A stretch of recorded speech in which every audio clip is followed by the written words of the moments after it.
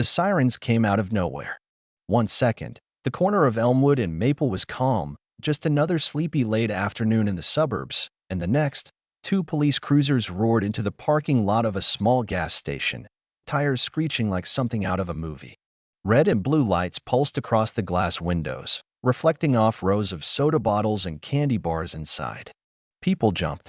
Conversations stopped mid-sentence.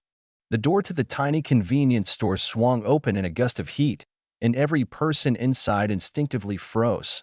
Captain Malcolm Rivers had been reaching for his wallet. He was dressed in his Army Reserve uniform, pressed, immaculate, with his captain's insignia shining against the olive fabric of his chest. He had just finished a 12-hour shift at Fort Henderson and had only wanted a bottle of water before heading home.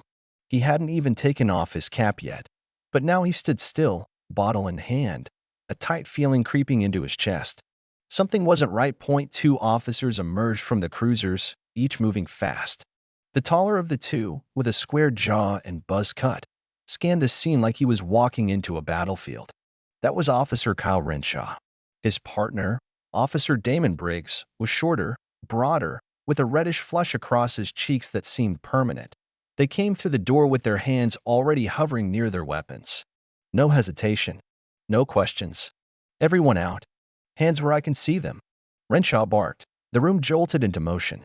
A woman screamed and dropped a bag of chips. An elderly man, halfway through scratching off a lottery ticket, ducked out of the way. The cashier disappeared behind the counter. Malcolm didn't move. He raised his hands slowly, confused, his fingers still loosely gripping the water bottle. Officers? What's going on? Renshaw stomped toward him like he was charging a threat. You're under investigation for impersonating military personnel. Malcolm blinked. Excuse me? I am military. I'm a captain. And before he could finish, Briggs grabbed his arm and yanked it behind his back, twisting until the joint throbbed. The metal cuff snapped shut in one brutal motion. The bottle fell and rolled across the tile floor. You're making a mistake, Malcolm said, trying to keep his voice calm. I'm not impersonating anyone. Yeah, Renshaw muttered, a smirk on his face. They all say that. They dragged him outside. The summer sidewalk was blistering under his knees. Cars slowed. People stared. Phones came out. Someone started filming.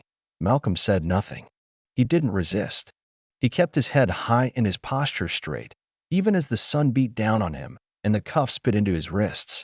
He wore that uniform with pride, and today it mattered more than ever. He knew exactly what was happening, and he also knew exactly what to do. I'd like to make a phone call, he said. Briggs chuckled. To who? Your lawyer. Malcolm shook his head. No, my commanding officer. The two officers exchanged a glance. They didn't seem threatened, just amused. Go ahead, Renshaw said. Still cuffed, Malcolm shifted to one side and pulled his phone from his pocket. It took effort, but he managed to tap one name on the screen. It rang. Once. Twice. Colonel Denton here, came the voice. Deep. Calm. Direct. Sir, Malcolm said, this is Captain Rivers.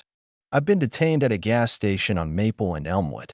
They're claiming I'm impersonating military. No ID check. No questioning. There was a beat of silence. Then, stay where you are. I'm on my way. Malcolm ended the call and looked up at the two officers. Help's coming, he said evenly. They laughed. Renshaw actually shook his head like it was all a big joke. But 7 minutes later, the laughter died. 3 matte black SUVs turned off the main road and rolled silently into the parking lot. No sirens. No screeching tires. Just presence. The kind that demanded attention. People instinctively stepped back.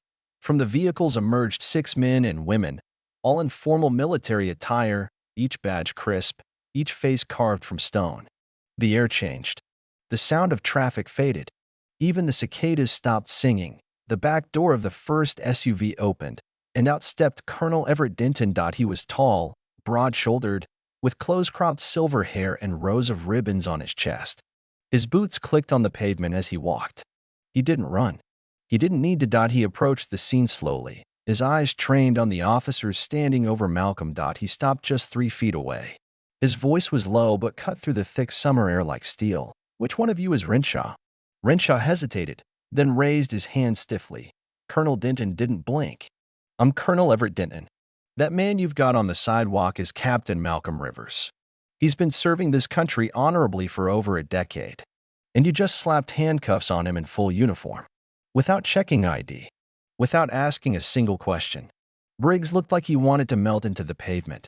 We thought he was fake, he mumbled. Colonel Denton's eyes narrowed. Did you check his badge? No, sir. His base permit? No, sir. Did you even ask his name? Silence. The colonel stepped in, his voice sharper. You racially profiled a decorated soldier. And now both of you are under review for federal misconduct. A sharp-dressed woman stepped forward and handed both officers sealed folders. You're being placed on immediate administrative leave. Hand over your weapons, your radios, and your badges. Now. Renshaw's mouth opened. Wait. This has to be a misunderstanding. The only misunderstanding, Colonel Denton said, was you thinking you could treat a black soldier like a threat just because he was wearing a uniform you didn't think he deserved. He turned away from the officers and knelt beside Malcolm. Get up, Captain. He offered a hand. Malcolm took it and rose, brushing dust from his knees. This should never have happened, the colonel said. But I swear to you, it won't happen again. From across the parking lot, someone clapped. Then another. A woman shouted, That's what justice looks like. Cheers followed as Renshaw and Briggs were quietly escorted to a waiting car, not in cuffs, but with slumped shoulders and blank stares. Malcolm stood tall. His uniform wasn't clean anymore, but his dignity was untouched. By the next morning, the footage had gone viral. Every platform, TV, Facebook, TikTok, played the video of a man in uniform kneeling in cuffs, followed by the arrival of the colonel. Hashtags exploded. Hashtag salute Captain Rivers. Hashtag justice in uniform. Hashtag ask before you act. News vans camped outside the gas station.